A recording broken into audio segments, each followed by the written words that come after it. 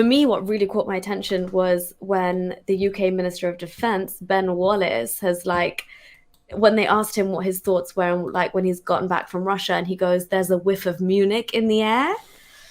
And that was plastered all over the news. And that kind of got my attention as well, because I was like, wow, if you understand like what he's echoing in terms of pre-World War II, just when Neville Chamberlain kind of was like in his last ditch attempts to um, have like appease Hitler, and before he invaded the Sudetenland, that bit of diplomacy that he's referring to is what Ben Wallace has just returned from Russia and said as his conclusion with "there's a whiff of Munich in the air."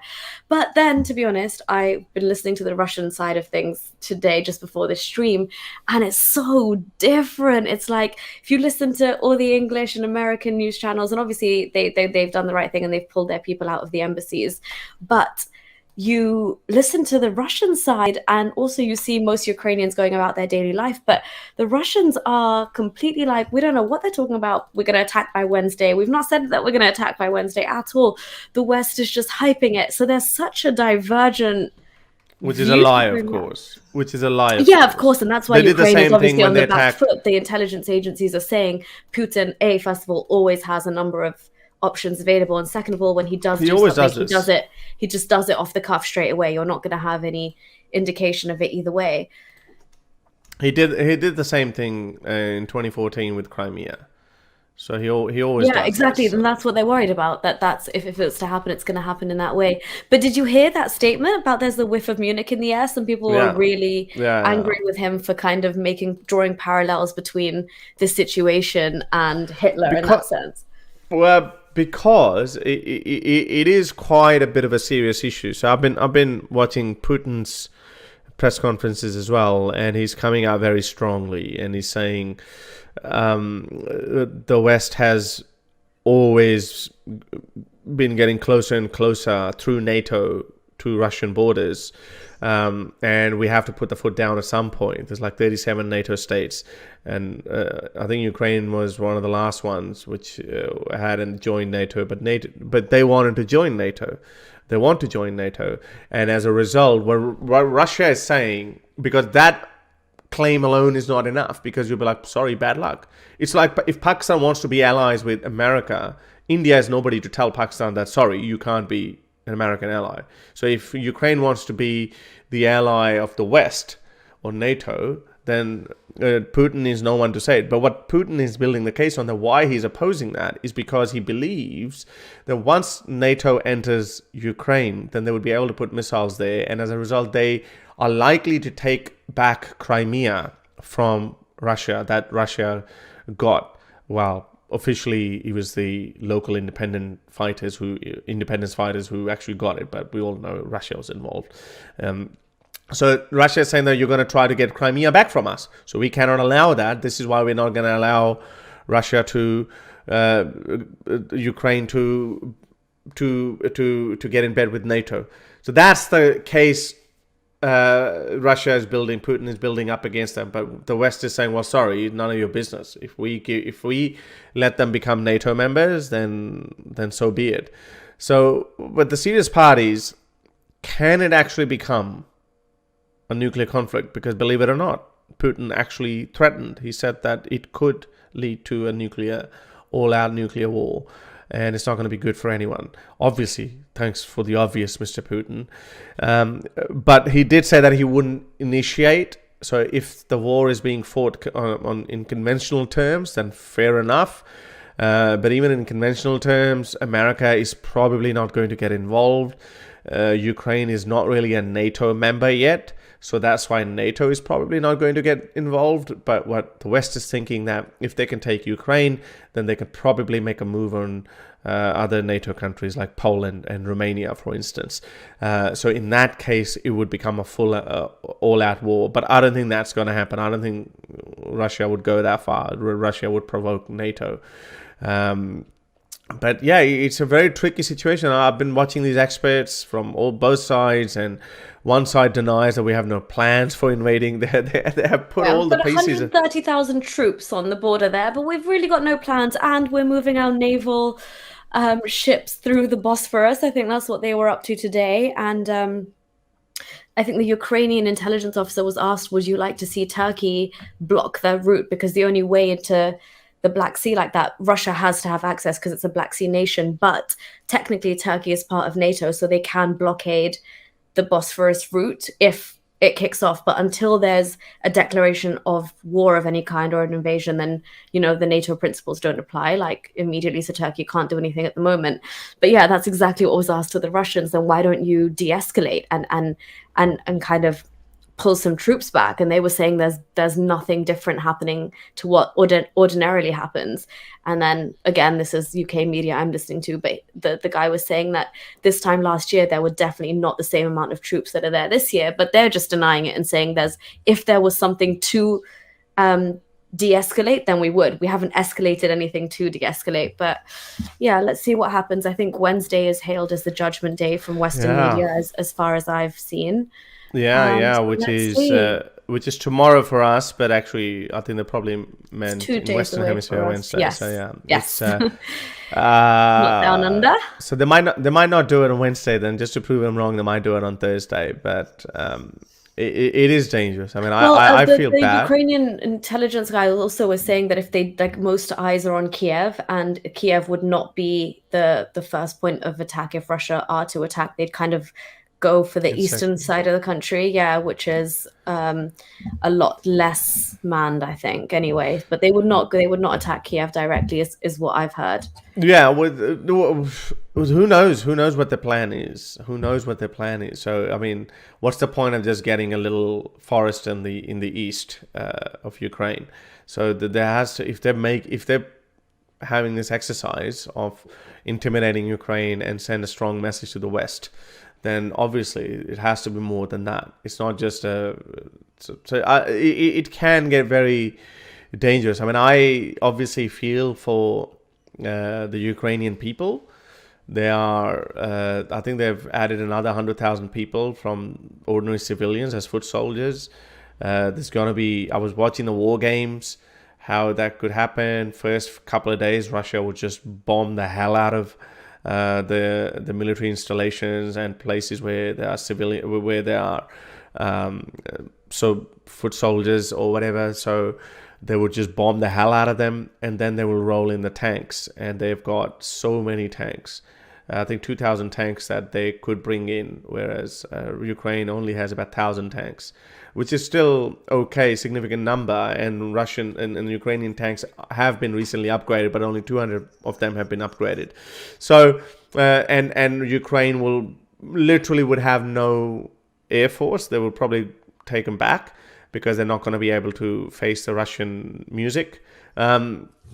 America has sent, I think, 4 F-22 Raptors, which they're saying that's in Romania though. But United States is just basically beefing up the defense of the NATO members, so they're not going to come to the defense of Ukraine. But I think the German troops actually landed there today as well. In Romania. No, I think in Ukraine. No way.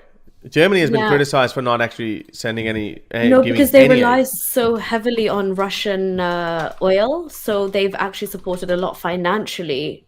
They've supported Ukraine a lot financially, but they actually sent troops today. But it is, you're right. It's the least out of all the European. No, German troops have arrived in Lithuania. Oh, in Lithuania. Okay, right. In Lithuania. So but not... that's German. Yeah, so German troops have arrived, but they're the least out of all the other NATO countries so far. Yeah. So Germany has actually been. Germany has actually been criticized for not doing enough. So Russia, so United Kingdom have sent them these anti-tank missiles. I forgot the name of them. So they're pretty good. United States has sent some small weapons and ammunition. But Germany has sent them nothing because they've said that it's not going to make any difference. B, it's going to provoke Russia. So and they rely on the Russian oil, but they are supporting them financially. And gas. For sure. Exactly. And gas as well. So, but they're saying that, so this is why I say, I mean, people say, so if US is damned if you do, damned if you don't. The Ukraine wants US to come to their aid. And then America gets the bad rep that why do you get involved in foreign conflicts? What are you supposed to do? You're just supposed to sit back and watch this capitulation of a tiny country by a big bully. So, like And I that's mean, why, like, people obviously took offense to, or people did not like the incitement or the kind of parallels drawn. But I think if you look at it on a bigger scale, that like a whiff of Munich in the air is it's a resounding statement to make on the way this is playing out now. Between, I know people who genuinely support what Putin's doing, and I ask them like, why would you support that? And they just think, again, this is so, it's the standard typical like Muslim narrative of being poised against America and saying, I just don't want America's hegemony in the world. I want different like countries that have like just different systems at play. some America of these Muslims cannot are get so this stupid. powerful. And Some of it's these, like you would do anything yeah, to any chance you suck up, get to yeah. shit on America and to be like, even if we have to side with Putin, let's go for Team Russia because they're standing up to the USA.